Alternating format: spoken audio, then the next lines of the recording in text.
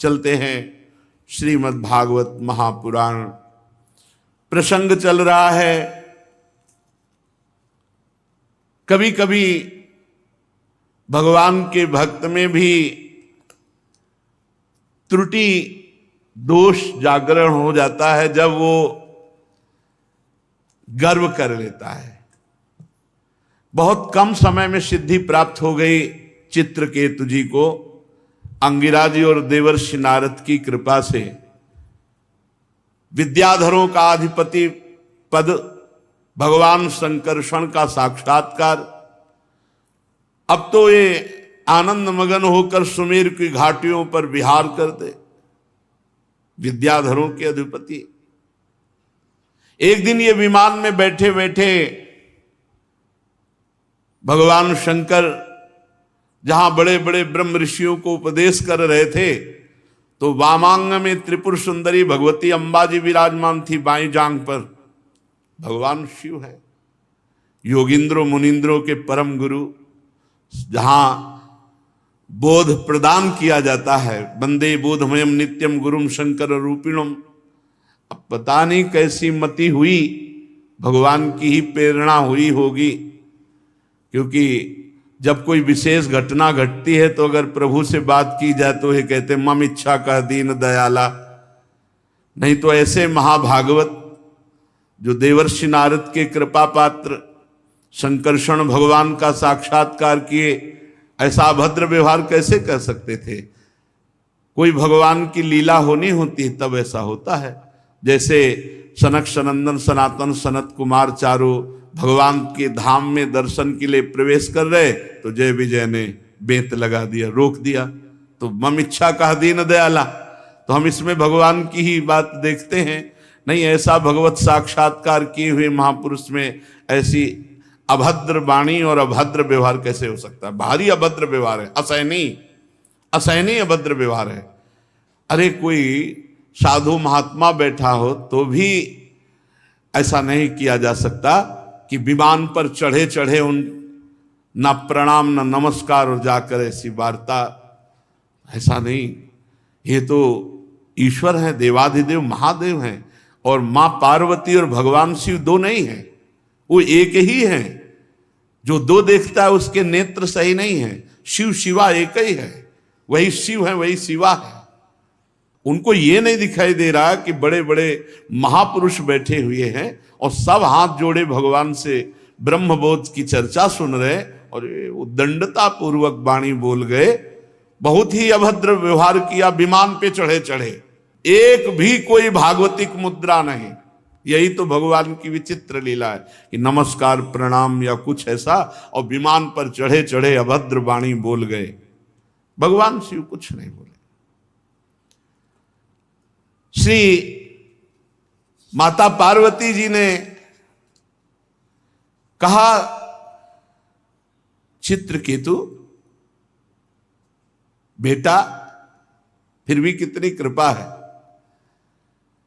अयम कि मधुना लोके शास्ता दंड धरा प्रभु। ये जो सामने ब्रह्मा जी, भृगु जी, नारद जी, उनके पुत्र सनक सनंदन सनातन सनत कुमार, कपिल देव जी, मनु आदि, ये बड़े बड़े महापुरुष बैठे हैं जमीन पे बैठ के, और भगवान शिव आसन पर बैठकर उपदेश कर रहे हैं, और ये सुन रहे हैं। तो ये धर्म का तत्व तो नहीं जानते। तुम भगवान शिव को धर्म का उपदेश देने के लिए आए हो। जगत गुरु भगवान शंकर सबका मंगल करने वाले, महात्माओं के भी महात्मा, तुम उन पर शासन करने की चेष्टा कर रहे हो। वैसे तू बहुत ढीठ है, उद्दंड है, और अब दंड का पात्र भी है। तुझे दंड देना बेटा, तू दंड का पात्र बन चुका है। तुझे बड़ा घमंड है ना, मैं बहुत सिद्ध हो चुका हूं। सत्संग इसीलिए जरूरी है। भगवान शंकर भी सत्संग करने जाते हैं, काकभूषुंड जी की सभा में हंस बन करके। बड़े बड़े महापुरुष सत्संग जाते हैं। सत्संग की एक अमोघ महिमा है। पूज्य राधा बाबा जब चल नहीं पा रहे थे, घुटनों में बात रोग था, तो हर ऋषिकेश की बात, तो उन्होंने जब देखा गंगा जी के पावन पुलिन पर सत्संग हो रहा है और वहां पहुंच, तो उन्होंने अपने जन से कहा कि मुझे सत्संग तक पहुंचा दो। हमें उस विषय पर बहुत चिंतन हुआ। उनके जन ने कहा बाबा हम थक गए, हम आपको नहीं पहुंचा पाएंगे। तो उनका बहुत इच्छा है सत्संग में जाने की। उनका चले जाओ ना बाबा। बाबा की हिम्मत एक कदम चलने की नहीं थी। बाबा ने कहा क्या तुम समझते हो श्री कृष्ण हमारा साथ नहीं देंगे? और बांस उठाया और कढ़ेलते हुए बाबा वहां तक जहां से सत्संग की आवाज आए। बड़ा चिंतन हुआ। पहली बात तो कि सेवा धर्म को ना समझना, दूसरी बात सत्संग की महिमा को जानना। बाबा को देखो कितना कितना सत्संग, बाबा को क्या नहीं आता, गीता वेदांत भागवत सब बाबा को कंठस्थ थे। कौन सा शास्त्र, कौन सा सूत्र, कौन सी साधना बाबा को अब करनी थी, लेकिन सत्संग की महिमा है। वो क्यों है? क्योंकि अगर सत्संग नहीं होगा तो कहीं ना कहीं हमारे अंदर कमी बनी रहेगी और हम किसी न किसी महापुरुष से दोष दर्शन या अपराध कर बैठेंगे। इसलिए बड़े बड़े महापुरुष सत्संग करते हैं। सत्संग जहां तो वो हमारे अहंकार का नाश करता है। सत्संग में रोज दर्पण हमारे सामने रखा जाता है, हम क्या हैं। माता पार्वती जी ने कहा तुझे बड़प्पन का बड़ा घमंड हो गया है, मूर्ख, तू भगवान श्रीहरि के पावन चरणों के समीप रहने लायक नहीं। जिनकी बड़े बड़े सत्पुरुष उपासना करते हैं उन भगवान शंकर के सामने ऐसा बोल रहा है। चित्रकेतो दुर्मते, तू पाप में असुर योनि को प्राप्त हो जा। बेटा फिर तू कभी ऐसा महापुरुषों का अपराध नहीं करेगा। माता जी ने साफ दे दिया, जा असुर योनि को प्राप्त हो जा। अब चित्रकेतु जी को होश आया कि हमसे गलती हो गई। निरंतर नाम जप, भगवत प्रेमी महात्माओं का सत्संग कभी माया नहीं फंसा सकती। साधन को हरि भजन है, कै सत्संग सहाय। इसीलिए बड़े बड़े सिद्ध महापुरुषों ने मांगा अविरल भगति बिरति सत्संगा चरण सरोरुह प्रीति अभंगा। अखंड स्मृति, अविरल भक्ति का स्वरूप है अखंड स्मृति। संसार से वैराग्य और भगवत प्रेमी महात्माओं का सत्संग, ये मुझे प्राप्त। बार बार जितने भी बड़े बड़े महापुरुष हैं सब ने भगवान से सत्संग की मांग की है। बार बर मांगहूं हर्ष देव श्री रंग, पद सरोज अनपायनी भगत सदा सत्संग। सदा सत्संग बड़े बड़े महापुरुषों ने मांग की। जब माता पार्वती ने शाप दे दिया तो चित्रकेतु विमान से उतर पड़े। पहले उतर पड़ते महाराज, और हाथ जोड़ करके माथे पर ऐसे रखकर कहा साफ स्वीकार है, क्योंकि अपराध बन गया, क्रिया का फल है। जो आपके श्रीमुख से निकला वो मेरे कर्म का फल है, मेरे द्वारा कर्म बना उसका फल है। जो देवता या ऋषि मुनि शाप देते हैं वो कर्म का फल है, सूचना है। हमने जो कर्म किया उसका हमें फल मिला। माता जी अब देखो तुरंत बुद्धि शुद्ध हो गई, भगवान के भक्त है ना। जीव अज्ञान से मोहित हो रहा है, इसी कारण संसार चक्र में भटकता रहता है। सदा सर्वदा कभी दुख, कभी सुख, कभी विपत्ति, कभी संपत्ति, कभी हर्ष, कभी सुख, इन्हीं द्वंद्वों में पिसता रहता है। माता जी सुख और दुख को देने वाला कोई दूसरा नहीं है, अपना किया हुआ कर्म है। पक्की बात है। सुख और दुख को देने वाला कोई दूसरा नहीं, अपना कर्म है, उसके ऊपर सवार होकर हमको दंड देता है। जो अज्ञानी है वो अपने को अथवा दूसरे को सुख दुख का कर्ता मानता है। ये जगत सतोगुण रजोगुण तमोगुण स्वाभाविक प्रवाह इन्हीं का चलता रहता है। माता जी, इसमें साप, अनुग्रह, स्वर्ग, नरक, सुख दुख सब मायाकृत ही तो है। एकमात्र परिपूर्णतम भगवान श्री हरि अपनी आत्मस्वरूपणी माया के द्वारा समस्त प्राणियों के बंधन, मोक्ष और सुख दुख की व्यवस्था किए हुए। माता जी, भगवान श्री हरि सब में सम है, मायादि मल से रहित है। हमारे प्रभु का न कोई प्रिय है न कोई अप्रिय, न कोई अपना है न कोई पराया। फिर प्रभु में राग जन्य क्रोध आदि तो हो ही कैसे सकते हैं। बड़ी कृपा की, आपने शाप दे दिया, हमारे कर्म का फल हो गया। हे पति प्राणा देवी, ये मैं विनय इसलिए नहीं कर रहा कि आप शाप से मुझे मुक्त कर दें। मैं विनय कर रहा हूं कि आपके हृदय में जो दुख हुआ उससे मुझे क्षमा कीजिए। आपको जो अनुचित लगा उससे मुझे क्षमा कीजिए। शाप तो मैं भोग लूंगा। पार्वती जी मौन हो गई। अब भगवान शंकर बोले, अभी तक नहीं बोले थे। भगवान शंकर ने कहा, देखो सुंदरी, पार्वती जी से कहा, ये हैं हरि के भक्त लाडले, ये दिव्य लीला बिहारी भगवान के निष्प्रिय उदार दासानुदासों की महिमा तुमने देख ली। ये जो भगवान के शरणागत होते हैं ये कभी किसी से नहीं डरते हैं, क्योंकि इन्हें भगवान का बल होता है। इन्हें न स्वर्ग न मोक्ष न नरक न साप न वरदान, इनको कोई भी, ये बड़े अलबेले होते हैं भगवान श्री के। देवी, जीवों को भगवान की लीला से ही देह का संयोग होने के कारण सुख दुख, जन्म मरण, साप, अनुग्रह आदि द्वंद्व प्राप्त होते हैं। और ये सब स्वाप्निक है, सत्य नहीं है। न सुख न दुख न साप न अनुग्रह, भ्रम कर देती। और जब नजदीक पहुंचे तो वो रस्सी होती, माला होता है, सर्प नहीं होता है। ऐसे ही देवता, मनुष्य, जड़, चेतन, ये दूर से मायाकृत दर्शन में लगता है, और जब नजदीक से देखो तो परमात्मा ही है, दूसरा कोई नहीं। जिनके पास ज्ञान नहीं है, संसार से वैराग्य नहीं है, भगवान श्री कृष्ण के चरणों में भक्ति नहीं है, वो इस जगत को सत्य मानकर इसी में हर्ष, शोक, राग, द्वेष, इसी में फंसे हैं।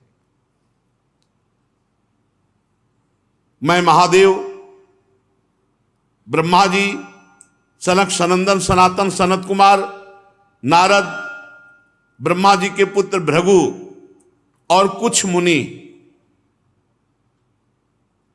ये भगवान की इशारे से उनकी लीला को समझते हैं। अन्यथा बड़े बड़े देवता भी नहीं भगवान की लीला को, रहस्य को, माया को नहीं जान पाते। ऐसी अवस्था में उनके नन्हे नन्हे अंश से बेचारे ये क्या भगवान की माया को जान पाएंगे। ये अपने को अलग ईश्वर मान बैठते हैं और भगवान से विमुख हो जाते हैं। हमारे प्रभु का ना कोई प्रिय है ना कोई अप्रिय, न कोई अपना है न पराया है, वो सब की आत्मा है, सब प्राणियों की प्रीतम है। हे पार्वती, ये देखो भगवान का भक्त है चित्रकेतु, अनुचर है संकर्षण भगवान का। इसे मैं बहुत प्यार करता हूं, ये कितना भी अपमान करे क्योंकि श्री हरि का भक्त है। यह है महादेव। महादेव जी कह रहे हैं कितना भी उपद्रव करे इसे मैं बहुत प्यार करता हूं क्योंकि श्री हरि का भक्त है।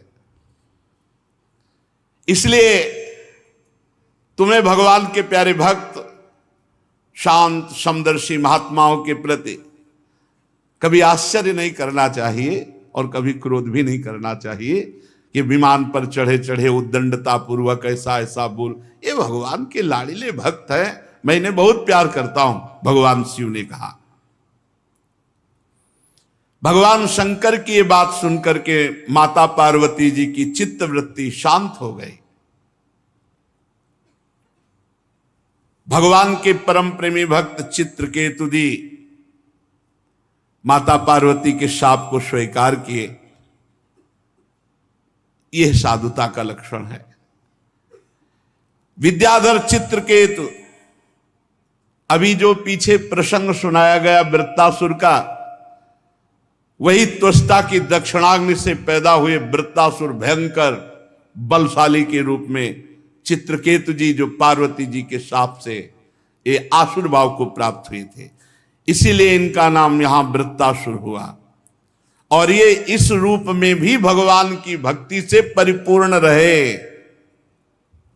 देखो, भगवान का भजन किसी भी योनि में जाओ कभी नहीं आपको छोड़ेगा। इसीलिए कहते नाम जप करो, नाम जप। 99 नाम जप करके अगर शरीर छूटा, अगला जन्म भी हुआ तो 100 से शुरू होगा, 98 से नहीं। एक भी नाम कभी विनाश को प्राप्त नहीं होता, विनाशी है। और पुण्य पूरे जीवन के एक क्षण में नष्ट हो सकते अगर वैष्णव अपराध बन जाए। किए सुकृत बहुजन्म के क्षण में डायरेक्ट होए। परीक्षित पूछा था कि वृत्तासुर दैत्य योनि में जन्म लेकर भगवान की ऐसी निष्ठा को कैसे प्राप्त है। सो इसके पूर्व चरित्र को हमने सुनाया। ये महात्मा चित्रकेतु वृत्तासुर का जो पावन चरित्र सुनता है उसके पाप नष्ट हो जाते हैं और वो भगवान की भक्ति को प्राप्त होता है। जो पुरुष प्रातः काल उठकर श्रद्धा के साथ इस चरित्र का पाठ करता है, उसे निश्चित भगवान की कृपा से परम गति होती है। अपने ब्रह्म मुहूर्त में होता है, 4:15 बजे ठीक ब्रह्म मुहूर्त का समय है। इसी समय से भगवत चरित्र होते हैं। श्री सुखदेव जी महाराज कहते हैं, परीक्षित अब आगे का सृष्टि विषयक चरित्र सुनो। सविता की पत्नी प्रश्नी के गर्भ से 8 संतानें हुई। सावित्री, व्याहृति, त्रयी, अग्निहोत्र, पशु, सोम, चातुर्मास्य, 5 महायज्ञ।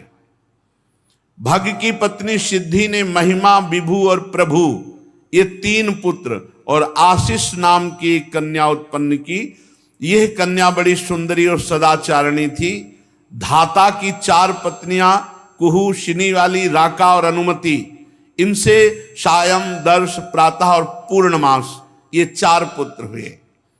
धाता के छोटे भाई का नाम था विधाता, उनकी पत्नी क्रिया थी। उससे पुरुष नाम के 5 अग्नियों की उत्पत्ति हुई। वरुण जी की पत्नी का नाम चर्षणी था, उससे भृगु जी ने जन्म ग्रहण किया। इसके पहले ब्रह्मा जी के पुत्र थे, फिर वरुण जी की पत्नी चर्षणी से भृगु जी ने जन्म लिया। महायोगी वाल्मीकि जी वरुण जी के पुत्र थे। वाल्मीकि से पैदा होने के कारण उनका नाम वाल्मीकि पड़ा। उर्वशी को देखकर मित्र और वरुण दोनों का जो वीर स्खलित हो गया,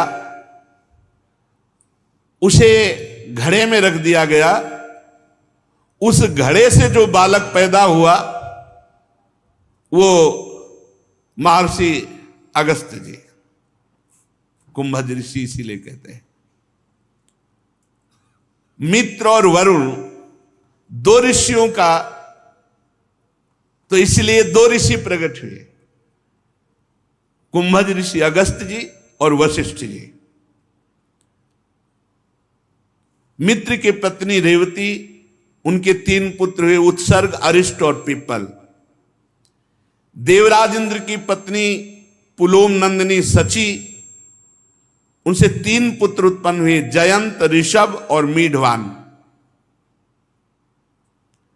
भगवान श्री हरि बलि पर अनुग्रह करने और इंद्र का राज्य लौटाने के लिए वामन के रूप में अवतीर्ण हुए। 3 पग पृथ्वी मांगकर तीनों लोगों को नाप लिया और उनकी पत्नी का नाम था कीर्ति। उससे बृहच्छलोक नामक पुत्र हुआ और सौभग आदि कई संतानें हुई। कश्यप नंदन भगवान वामन ने माता आदित्य के गर्भ से क्यों जन्म लिया और इस अवतार में कौन कौन से गुण लीलाएं पराक्रम प्रकट किया, ये आगे 8वें स्कंद में वर्णन करूंगा। प्रिय परीक्षित, अब मैं कश्यप जी की दूसरी पत्नी दिति से उत्पन्न होने वाली संतान परंपरा का वर्णन करता हूं। भगवान के प्यारे महाभागवत श्री प्रहलाद जी का जन्म और बलि जी का जन्म इसी परंपरा में हुआ। दिति के दैत्य और दानवों के बंदनी 2 ही पुत्र हुए, हिरण्यकश्यप और हिरणाक्ष। हिरणाक्ष की कथा पीछे सुन चुके हैं, जिसे वाराह भगवान ने प्रकट होकर के परम धाम प्रदान किया। हिरण्यकश्यप की पत्नी दानवी कयाधु थी, जो प्रहलाद जी की माता का सौभाग्य प्राप्त किया। उनके कयाधु जी के पिता का नाम था जंभ। यह हिरण्यकश्यप से कयाधु जी का विवाह किया। समय व्यतीत होने पर हिरण्यकश्यप के 4 पुत्र हुए, संलाद, अनुल्लाद, हलाद और प्रहलाद। और सिंहिका नाम की एक बहन भी थी, उसका विवाह विप्रचित्ति नामक दानव से हुआ। उससे राहु नामक पुत्र की उत्पत्ति हुई। ये वही राहु है जिसका सिर अमृत पान कर लेने पर मोहिनी भगवान ने सुदर्शन चक्र से काट लिया था। संलाद की पत्नी थी कृति, उससे पंचजन नामक पुत्र हुए। लाद की पत्नी थी धमिन, उसके 2 पुत्र हुए, वातापी और इलवल। ये बहुत ही दुख फैलाए हुए थे पूरे वन में। वातापी और इलवल ये प्रहलाद जी के भाई हलाद की पत्नी धमन के पुत्र थे और ये बड़े मायावी थे। ये साधारण वेश में जाते और जितने 100, 200, 500 ऋषि मिलते सबको निमंत्रण कराते, महाराज आज हमारे यहाँ प्रसाद। कहाँ? बस उस वृक्ष के नीचे आज सब संतों को पवाएंगे। तो ऋषि मुनियों के सामने ऐसी श्रद्धा प्रकट करते, सब ऋषि मुनि जाते तो वातापी को पका करके अपने भाई को, मायावी थे, और भोजन में मिला दे। मान लो 500 ऋषियों के भोजन में एक वातापी का, एक शरीर का तो किसी को पता नहीं चलता। और जब सब ऋषि खा पी के निकलते, ता पुकारता वातापी, तो सबके फटाक फटाक फटाक पे फट जाते और वातापी इकट्ठा होकर, हाँ भाई 500 ऋषि को मार दिया एक बार में। अब पूरे वन में ऋषियों का अभाव होता चला गया। जो ऋषि बचे वो भाग करके अगस्त्य जी के पास गए। अगस्त्य जी से कहा, महाराज सब ऋषि परंपरा ही नष्ट हो जाएगी। वो अपने भाई वातापी को भेष बदल बदल के आता है, निमंत्रण देता, पवा देता और बाद में कहता वातापी, तो सबके पेट फाड़ करके वो निकल आता है। अगस्त्य जी ने कहा ठीक है, आज के बाद वातापी जो है निकलेगा नहीं। अगस्त्य जी महाराज जहां ध्यान से देखा कि आज उस जगह शिविर लगा है, वहीं नजदीक है, बैठ गए। बोले महाराज निमंत्रण आपका? बोले हाँ। और ऋषियों को निमंत्रण किया तो कहा और ऋषियों को बाद में पवाना, देखो हम बहुत ज्यादा पाते हैं, पहले हमारा पेट भर दो। तो सब ऋषियों को बता दिया था कि कोई पाना नहीं। अब पूरा वातापी को रांध के पवाया, अगस्त्य जी पूरा पा गए। और पाने के बाद ओम आचमन किया। अब उसने बुलाया वातापी, तो अगस्त्य जी ने जरा से उठाया और वायु मारी, बोले पच गया तेरा वातापी। तो साधारण अगस्त्य जी साक्षात बड़वाना लगली, समझो पूरे समुद्र को पी गए महाराज। वो अगस्त्य जी है, ये वातापी क्या है, पूरा वातापी को खा गए। अब इलवल ने पूरा पुकारा जैसे उसका अभ्यास था, भैया वातापी। अगस्त्य जी ने उठाया, अपान वायु मारी, भर से बोले गया वातापी, पच गया तेरा। तो इलवल ने महर्षि अगस्त्य के आतिथ्य समय वातापी को पकार कर उन्हें खिला दिया, पच गए। प्रहलाद जी के दूसरे भाई अनुल्लाद की पत्नी सूरम्या थी, उसके 2 पुत्र हुए बाष्कल और महिषासुर, जिस महिषासुर को भगवती दुर्गा जी ने मारा। और प्रहलाद जी के पुत्र हुए विरोचन, इन्हीं विरोचन के पुत्र हुए महाराज त्रिभुवन में प्रसिद्ध, जिनकी यश कीर्ति बलि जी महाराज, जो भगवान वामन को त्रिलोकी का दान किया।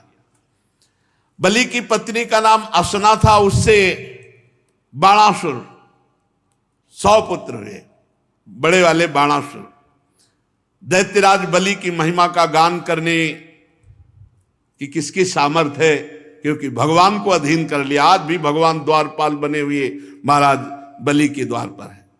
बलि का पुत्र बाणासुर भगवान शंकर की आराधना करके उनके गणों का मुखिया बन गया था।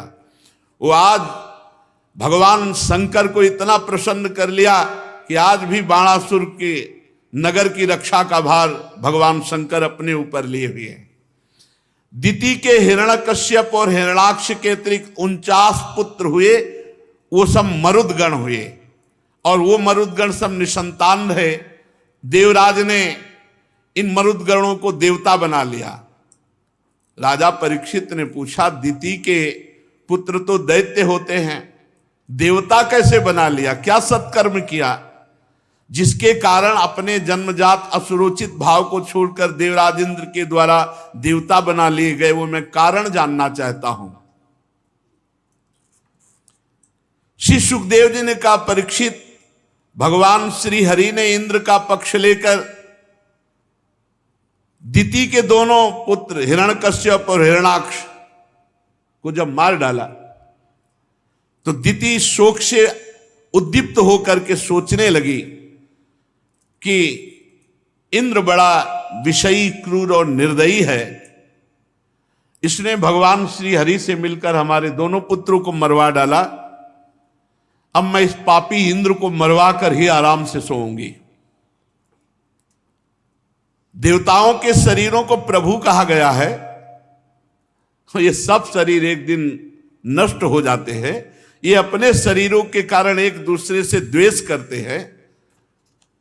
मैं समझती हूं इंद्र को बड़ा घमंड है कि मैं त्रिभुवन पति हूं, अब मैं इसका विनाश करूंगी। माता दिति ने, अब मैं वही उपाय करूंगी जिससे मेरे ऐसा पुत्र हो जो इंद्र का घमंड चूर चूर कर दे। दिति ने अपने मन में ऐसा विचार किया और अपने महान सामर्थ्यशाली पति भगवान कश्यप जी की सेवा में विनय पूर्वक, जितेंद्रियता पूर्वक सेवा करने लगी। अपने पति के एक एक भाव के अनुसार सेवा, जब वो समाधि में, जब वो संध्या में, हर सेवा में। कश्यप जी महान ज्ञानी, तपस्वी, सामर्थ्यशाली ऋषि,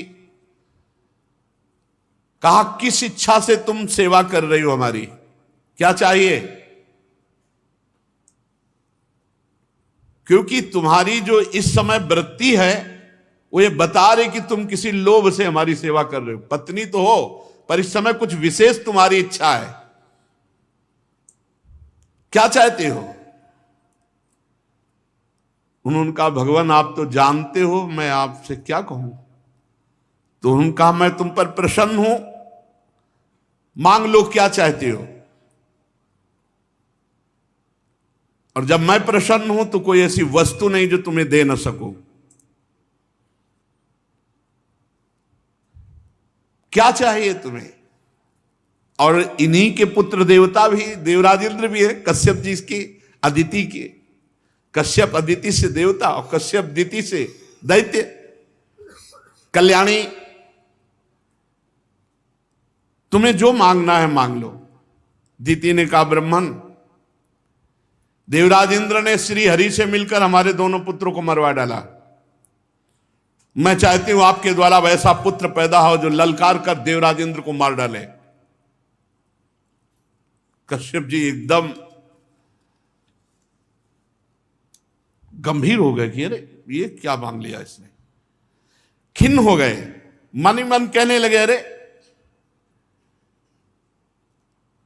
ये क्या, मैं इतना ज्ञानी होते हुए भी मैं समझ नहीं पाया। देखो तो सही, त्रिरूपणी माया ने मेरे से क्या मांग लिया। देवराज इंद्र त्रिभुवनपति का वध और मेरा बेटा है। अगर भजन के बल से रोक ले तो रोक ले, नहीं ईर्ष्या इतना प्रबल। देखा ना आपने कल, ईर्ष्या कृतद्युति के लाडले राजकुमार को जहर दे दिया सब मिलकर के। बहुत जोर की ईर्ष्या होती है। ईर्ष्या में अपना नाश नहीं दिखाई देता है सामने वाले का। मुझ मूड को धिक्कार है, मैं कैसे फंस गया। अब देना पड़ेगा जो मांगेगी। शरत पद्मोत्सवम वक्तम वचश्च श्रवणामृतम हृदयम क्षुरधाराभम स्त्रीणाम को वेद चेष्टितम। इनका मुख तो खिला हुआ कमल जैसा, वाणी श्रवण में अमृत जैसी और हृदय में क्षुरधारा। इनकी चेष्टाओं को कैसे जाना जा सकता है। मुझे पहनी धार से काट दिया, अब मैं क्या उत्तर दूं। क्योंकि मैंने कहा कि मुझ जैसे समर्थ पुरुष से मांगने पर कोई खाली नहीं जा सकता। बोलो आज देवी क्या चाहती हो। तो कहा इंद्र को मारने वाला पुत्र चाहती हो। और इंद्र बड़े बेटा है, अपने ही बेटा का। भाई कश्यप जी तो पिता ही है ना। मैं कैसा बोल गया कठपुतली की तरह। ये मुझसे प्यार व्यार कुछ नहीं कर रही थी, ये तो मुझ देवराज इंद्र को मरवा डालना चाहती है। अब क्या करूं, मैं तो कह चुका हूं, मेरी बात कभी व्यर्थ नहीं होती, मिथ्या नहीं होती। और इंद्र का वध होने नहीं दूंगा क्योंकि त्रिभुवनपति है। क्या युक्ति करूं। कश्यप जी मन ही मन बहुत खिन्न हो गए और रुष्ट होकर दिति से कहा, कल्याणी तुमने जो मांगा वो पूर्ण होगा, लेकिन एक व्रत है। 1 वर्ष तक तुम पूरी पवित्र रहोगी। अगर 1 सेकंड के लिए भी अपवित्र हुई तो फिर वो इंद्र का मित्र बन जाएगा, इंद्र का वध करने वाला नहीं रहेगा। 1 क्षण भी अगर अपवित्र रही, त्रुटि हुई व्रत में, तो इंद्र का मित्र बन जाएगा। मेरे बताए हुए व्रत का पालन। दिति ने कहा पूरा पालन करूंगी, 1 क्षण कभी अपवित्र नहीं रहूंगी। बोलिए आप क्या क्या नियम पालन करना है व्रत में। कश्यप जी बहुत सावधान। उन्होंने कहा शर्त, मन से, वाणी से, क्रिया से किसी भी प्राणी के प्रति द्वेष भाव नहीं होना चाहिए। तो इंद्र के प्रति भी नहीं होना चाहिए। बड़ी सावधानी से कि किसी को तुम शाप नहीं दे सकती इस व्रत में जब तक रहोगी। गाली नहीं बोलोगी, झूठ नहीं बोलोगी, शरीर का नख रुआ काटोगी नहीं, कोई अशुभ अपवित्र वस्तु छुओगी नहीं, जल में गले तक जाकर स्नान करोगी, कभी किसी पर क्रोध नहीं करोगी, कभी पापी पुरुष से बात नहीं करोगी, बिना पवित्र वस्त्र धारण नहीं करोगी, किसी की पहनी हुई माला ना पहनोगी और ना सूंघोगी, कभी किसी का झूठा नहीं खाओगी, किसी भी तरह का पवित्र भोजन छुओगी नहीं, रजस्वला का लाया हुआ अन्न, अंजलि से जलपान ये नहीं करोगी, कभी झूठे मुंह नहीं रहोगी, आचमन हर समय पवित्र, संध्या के समय बाल नहीं खोलोगी, बिना श्रृंगार के, वाणी का संयम किए बिना, बिना चद्दर ओढ़े घर से बाहर नहीं निकलोगी, हर समय घर से जब अंदर आओगी तो पैर धोना होगा,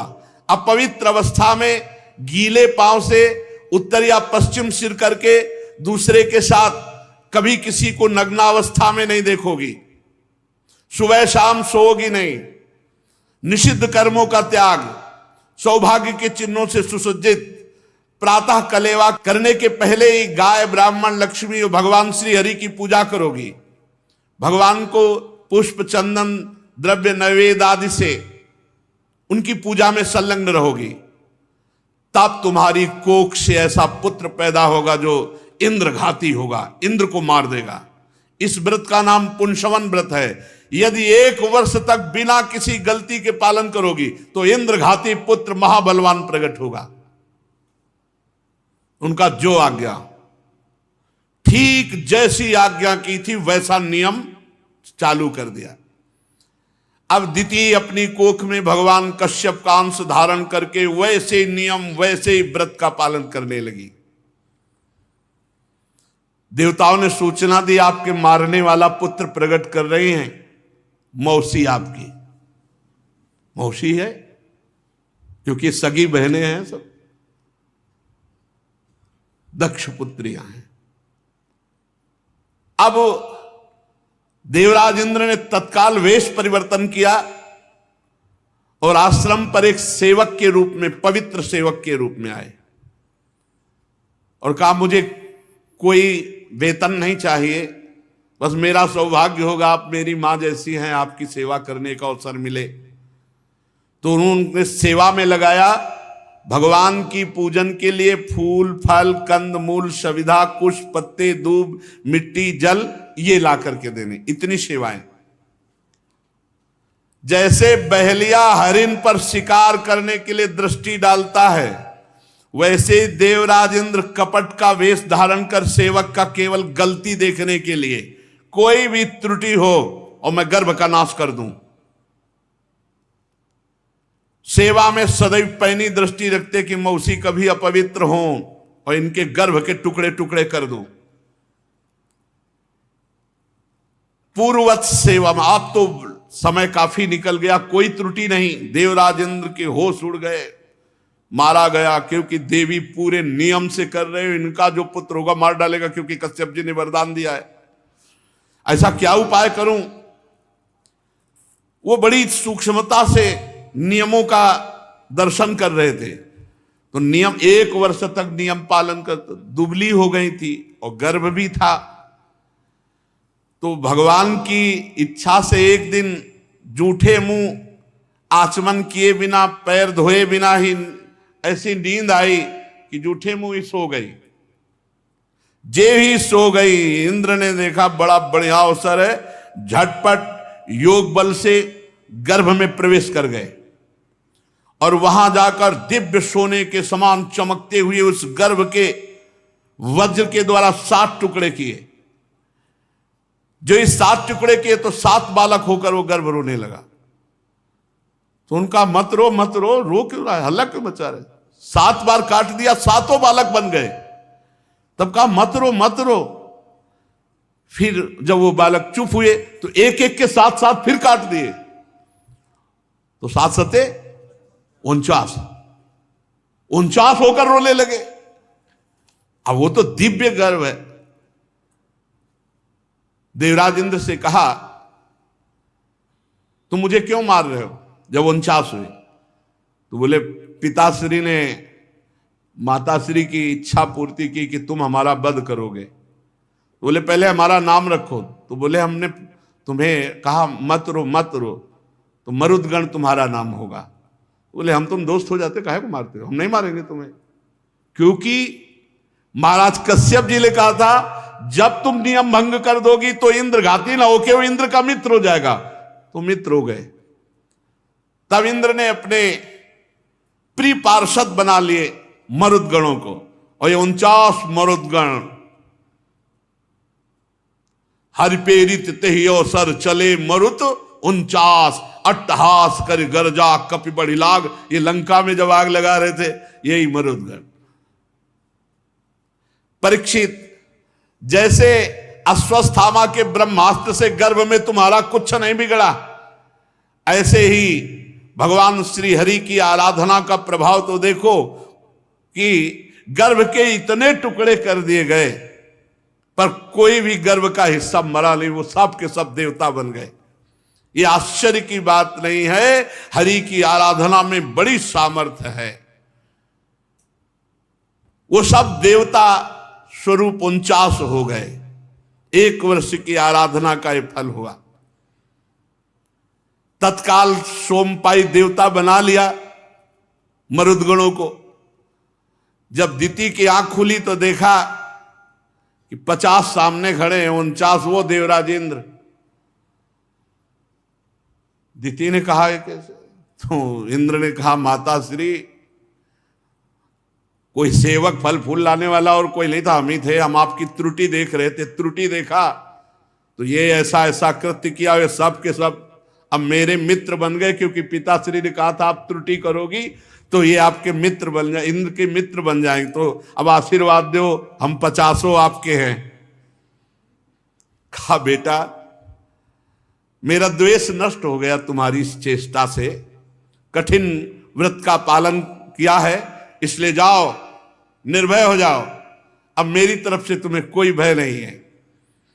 मैंने तो एक पुत्र के लिए संकल्प किया था, भगवान ने मुझे 49 पुत्र दिए, 50वां आप भी तो मेरे पुत्र हो। भाव बदल गया।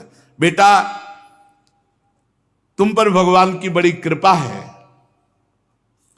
इंद्र ने कहा माता मेरे पर नाराज मत होना, मेरा इसमें दोष मत मानना, क्योंकि मैं भी पुत्र हूं, आपके गर्भ में प्रवेश हुआ और गर्भ में प्रवेश होकर इनके खंड खंड किए। इस रहस्य को आप जानिए और मेरे को अपराधी मत मानना कि मैं आपके गर्भ में क्यों प्रवेश हुआ, क्योंकि मौसी हो, मां के समान हो, तो इसमें मेरा कोई दोष नहीं लगता। मेरी स्नेहमयी जननी तुम पूज्या हो, भले मैंने मूर्खता की पर आप मेरे इस अपराध को क्षमा करना। परीक्षित देवराज इंद्र के शुद्ध भाव से संतुष्ट होकर माता ने उन्हें आशीर्वाद दिया। वो 49 मरुदगणों को साथ लेकर स्वर्ग चले गए। ये मरुदगणों के जन्म का मंगल में जो चरित्र सुनता है उसके पाप नष्ट होते हैं और वो भगवान की भक्ति को प्राप्त होता है। राजा परीक्षित ने पूछा भगवान आपने अभी अभी पुंसवन व्रत का वर्णन किया, कहा उससे भगवान प्रसन्न हो जाते हैं और जो चाहेगा वो संतान, पत्नी, धन जो चाहेगा इस पुंसवन व्रत से प्राप्त हो जाएगा। अब 1 वर्ष का है पुंसवन व्रत, रहो, जिनको संतान चाहिए नहीं, जंतुर बंद होएंगे, जे मेहनत नहीं करेंगे, तपस्या नहीं करेंगे, कष्ट नहीं सहेंगे। अरे प्रारब्ध का क्षय होता है जब आप तप करते हैं, व्रत करते हैं, अनुष्ठान करते हैं, पुत्रष्टि यज्ञ करते हैं, तो उससे पापों का नाश होता है, प्रारब्ध बदलता है। अब ऐसे वैसे मारे घूम रहे प्रश्न करते हैं, कई बार हमको बताते हैं कि संतान नहीं है, पत्नी नहीं है, तो भजन करो, भगवान ने बढ़िया दिया, मुंह में फंसने का अवसर नहीं दिया। बाबा जी से प्रश्न करोगे तो और क्या, भजन करो, डट के भजन करो, गोपाल जी को अपना पुत्र मान लो, हो गया। अगर तुम्हारे अंदर ये भावना है कि हमें पुत्र चाहिए तो भगवान गोपाल जी को मान लो, हरि को मान लो अपना पुत्र। वो तो वात्सल्य भाव से, भगवान के सिवा इस जीवन का कोई सार नहीं। करो अनुष्ठान, अगर चाहिए ही तो। पत्नी चाहिए तो 10,000 वर्ष तपस्या की थी करदम जी ने, तो देवहूति जी मिली थी, तो चलो तुम 10 साल करो। ये पुंसवन व्रत है, बता रहे हैं जिसको लड़का चाहिए तो ले पुंसवन व्रत करो 1 साल। पुंसवन व्रत बहुत संयम से रहो, जितेंद्रियता से रहो तो बात समझ में आवे। अरे 10,000 वर्ष ब्रह्मचर्य रहकर जब तो बोले गरुण देव जी, अरुण देव जी ऐसे पैदा हो रहे भगवान के वाहन। भगवत विमुखता के कारण जीव जो है निकृष्टता को पहुंचता है। जो चाहिए वो मिल जाएगा। 1 वर्ष का है, नियम सुन ले, उसके अनुसार रहे हो। पुंसवन व्रत, अगर अपना पुत्र चाहना हो तो पुंसवन व्रत बता रहे हैं यहां सुखदेव जी, सुन लो। जिसको पुत्र चाहिए पहले तो पतिव्रता होनी चाहिए। ये बॉयफ्रेंड गर्लफ्रेंड वाली पतिव्रता कैसे रहेगी? सही बात बताओ, पतिव्रता रहेंगे। पतिव्रता तो वो कि जिन्होंने सपने हुआन पुरुष जग नाही, उत्तम के बस अस मन माही। कितना पवित्र जीवन, जिसको हाथ दे दिया जीवन उसका निर्वाह किया। बड़ा पवित्र जीवन, बड़े पवित्रता में बड़ी समस्या है। लिव इन रिलेशन की बड़ी समस्या है। ये गर्लफ्रेंड बॉयफ्रेंड की तो पतिव्रता कहाँ से? ये तो भारत भूमि में पता नहीं कहाँ का संक्रामक रोग आ गया है। नहीं, भारत में ये सब नहीं था। अपने स्कूल तक नहीं था। अपने लोग जब स्कूल में पढ़ रहे थे तो ऐसा ज्ञान ही नहीं था भाई, ऐसा ज्ञान ही नहीं था कि मतलब ये तो 15, 16, 17, 18 वर्ष के बच्चों तक ऐसा ज्ञान ही नहीं था कि संसारिकता का ज्ञान। पढ़ाई लिखाई, खेलना, कबड्डी, कूद, इधर उधर, ये सब पाप वाली बातें तो थी ही नहीं। है तो जब से मोबाइल भगवान की सृष्टि हुई तब से ज्यादा हुआ और बहुत विस्तार को प्राप्त हो गया। पहले मोबाइल हुआ कि पहले गर्लफ्रेंड बॉयफ्रेंड हुआ? पहले मोबाइल हुआ होगा, हमें लगता है, क्योंकि दोनों चीजें हमारे समय में नहीं थी। ना मोबाइल था, मोबाइल को बहुत 30 वर्ष हुए होंगे, 30 वर्ष हुए होंगे, तब तक मोबाइल तो नहीं था। 30-35 वर्ष से ज्यादा इसकी सृष्टि नहीं है। और ये सुनने को अभी बादई में हमको मिला है, यहाँ वहां तो कभी था ही नहीं। स्कूल पीरियड में भी नहीं था ये सब पापाचार वाले गर्लफ्रेंड बॉयफ्रेंड नहीं था। सब जाते थे स्कूल, पढ़ाई लिखाई सब, और एक दिमाग की पवित्रता रहती थी। गांव में एक दिमाग की पवित्रता रहती थी। यह पवित्रता इन्हीं यंत्रों से घुसी। तो पहली बात तो पतिव्रता होना चाहिए। पतिव्रता 4 प्रकार की वर्णन की है अनुसुईया जी ने सीता जी को। उत्तम पतिव्रता, जिसने जीवन में कभी परपुरुष का स्पर्श नहीं किया और अपने पतिदेव को स्वीकार करके वो ऐसा मानती है कि अगर पुरुष है तो केवल मेरे पतिदेव, अन्यथा संसार में है ही नहीं कोई पुरुष। उत्तम के बसस मन माही, सपने हुआन पुरुष जगनाए। और मध्यम परपति देखे कैसे, भ्राता पिता पुत्र निज। जो मध्यम पतिव्रता है वो अपने बड़ों को, पुरुषों को पिता के समान, अपने समान तो भाई के समान, छोटे को पुत्र के समान, ऐसा। और धर्म विचार समुझ कुल राही, हमारा धर्म है पतिव्रता, अपने पति की आराधना करना। इसलिए किसी पुरुष की तरफ देखना नहीं है। उसकी दृष्टि में दूसरे पुरुष हैं पर देखना नहीं, क्योंकि हम पतिव्रता है, हमारा धर्म।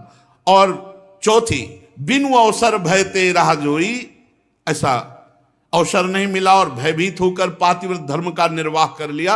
ये 4 प्रकार की पतिव्रता कही गई। वो चारों बंदनीय है, चारों बंदनीय है। पर जो आजीवन पवित्रता का निर्वाह, वो चाहे पति हो, पति एक पत्नी हो, और ऐसे पतिव्रता एक पतिव्रत, तो बहुत महान जीवन होता। उनकी जो संतानें होती बड़ी दिव्य होती। पतिदेव की आज्ञा लेकर मार्गशीर्ष शुक्ला प्रतिपदा से इसका आरंभ होता है। मार्गशीर्ष अगहन, कुंवार के पितर पक्ष चल रहे, और आगे कार्तिक और फिर अगहन। तैयार हो जाओ, 1.5 महीना बाद है शुरू। शुक्ल पक्ष प्रतिपदा से इसका प्रारंभ होता है। और जिस दिन प्रारंभ हो उस दिन मरुदगणों की कथा सुने, और फिर प्रतिदिन सवेरे दातून से ही करे, पेस्ट से न करे, मंजन न करे, दातून से। श्वेत वस्त्र धारण करे, कोई स्वर्ण आभूषण न पहने। प्रातः काल भगवान श्री हरि की पूजा जब तक ना कर ले तब तक पानी न पिए, और भगवान से भी पूजा करने के बाद प्रार्थना करे कि हे प्रभु पूर्ण काम, आपको किसी से कुछ लेना देना नहीं है, समस्त विभूतियों के स्वामी, सकल सिद्धियों के स्वामी, आपको बार बार नमस्कार।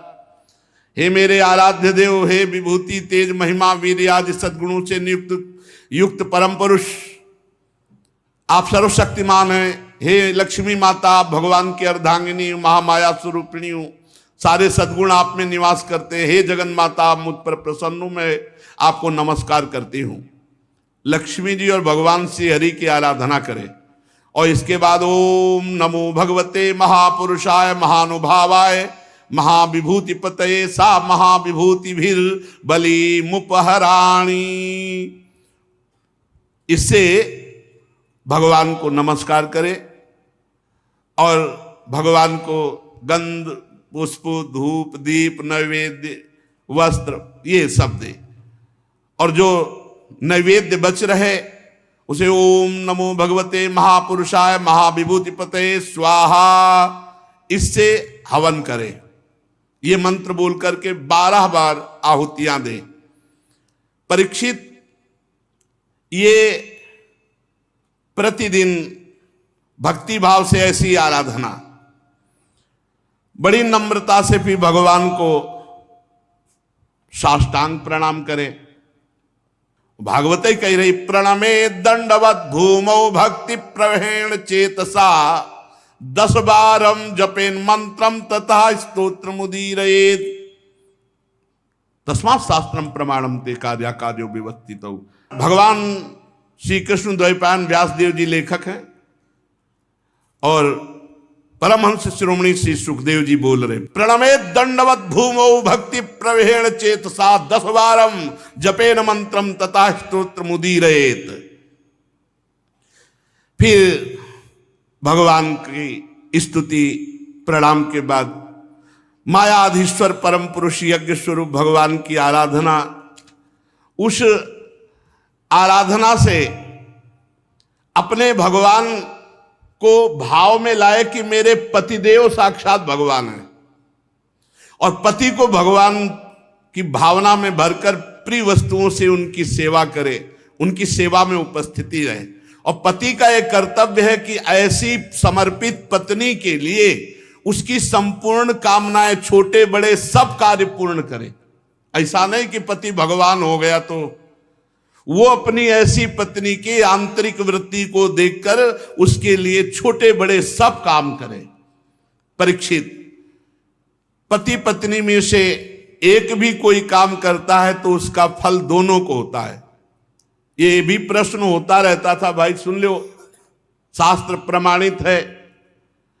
कह रहे हैं, कृतमेक तरेणापि दंपत्योरि भयोरपि पत्न्याम कुर्यादनार्हायाम पतिरेतत समाहिता। यदि पति पत्नी दोनों में से कोई एक भी धर्म कार्य करता है तो दोनों को फल प्राप्त होता है। पत्नी धर्म का कार्य करती तो पति को प्राप्त होता है, पति प्राप्त करता है धर्म का कार्य फल जो, तो वो पत्नी को भी मिलता है। और प्रायः यही कहा जाता था कि पत्नी जो करेगी उसको तो वो मिलेगा ही, और पति जो करेगा उसका आधा मिल जाएगा। ऐसा, लेकिन ऐसा नहीं, दोनों हैं। पति पत्नी में से एक भी कोई धर्म का कार्य करता है तो उसका फल दोनों का मिलता है। तो ध्यान रखो, अधर्म का भी कार्य तो फिर दुर्गति भी होगी। पति पत्नी में से एक भी कोई, इसलिए दोनों सावधान होकर के धर्म में जीवन व्यतीत करें। इसलिए यदि पत्नी रजो धर्म आदि के समय व्रत करने अयोग्य हो तो बड़ी एकाग्रता से फिर व्रत की पूर्णता पति करे। जब मासिक धर्म से युक्त हो जाए पत्नी तो इस व्रत का, चूंकि पुंसन व्रत 1 वर्ष का है, तो फिर पति करे। ये भगवान श्री हरि का व्रत है, इसका नियम लेकर बीच में छोड़ना महापराध है। इसलिए इस नियम को वही ग्रहण करे जो पूरा आरो पार निकाल दे, नहीं तो फिर दुर्गति भी हो जाएगी। प्रतिदिन माला चंदन नैवेद्य आभूषण से श्री हरि की पूजा करे, ब्रह्म ऋषियों की पूजा करे और भगवान की स्तुति, इस तरह 12 महीने तक पूरे साल भर इस व्रत को रहे। अगर पुत्री होगी तो देवी स्वभाव की, संतान जो होगी बहुत दैवी स्वभाव, चाहे पुत्री हो चाहे पुत्र। जो कहते हैं हमारे लड़का नहीं होता, हमारे पुत्र नहीं होता, संतान रहो ना 1 वर्ष व्रत, नियम संयम से रहो, साल भर व्रत रहो। जिनको चाहिए संतान, नहीं वो चाहते जंतुर बांध दे, हवन कर दे, ऐसे हो जाएगा। नियम संयम से रहो। जो ऐसे नियम संयम से रहता है 1 साल पुंसवन व्रत, तो इस पुंसवन व्रत का रहने वाला जो चाहे धन संपत्ति पत्नी पुत्र, भगवान की कृपा से कुछ दुर्लभ नहीं, हरि प्रसाद कुछ दुर्लभ नहीं। अब हमसे प्रश्न करते हैं एकांतिक, हमने भगवान से मांगा, भगवान ने दिया नहीं, हमारी अश्रद्धा हो गई, तो तुम्हारी अश्रद्धा से वहां क्या फर्क पड़ेगा? ऐसे मिल जाएगा, ऐसे मिल जाए। तुम ही एक प्यारे हो भगवान के, और तो कोई प्यारा है नहीं। अरे भगवान कह रहे सब मम प्रिय सब मम उपजाए। तुम मांग रहे तो उसके अनुसार अनुष्ठान करो। अनुष्ठान अगर सांगो पांग हो गया तो मिलेगा। अब भगवान से बोले मांग रहे, भगवान से मांगने से ऐसे अधिकार क्या है तुम्हारा भगवान से मांगने? बोले मैं भगवान का हूं, ये बात अंदर बैठाल, मांग मिट जाएगी। जब तू भगवान का है तो फिर देख, अगर ये बात अगर हृदय में बैठा लेगा तो फिर आएगा जोई जोई प्यारो करे सोई मोई भावे। मांग का है कि, और मांग तो फिर अनुष्ठान करो।